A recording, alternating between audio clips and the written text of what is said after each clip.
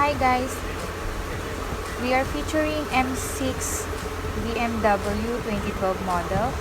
It is a two-door convertible, gas engine type, 7-speed automated manual transmission, rear-wheel drive, V8 cylinder, and also it has a 560 horsepower at 6,000 RPM.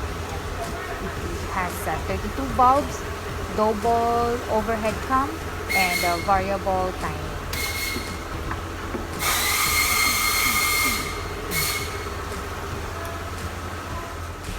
Guys, we are going to open up the engine and let's check out what parts are needed to be replaced.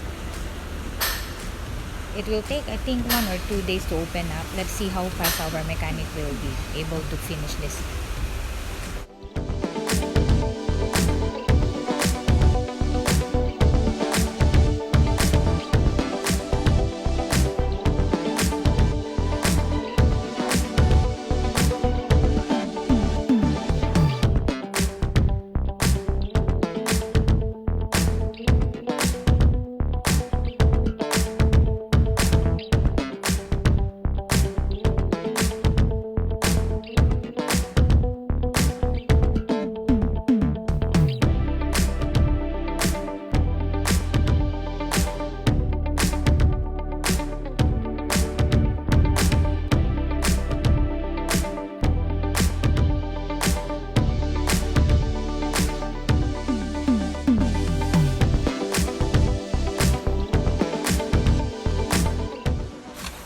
Engine is up and we're going to test it.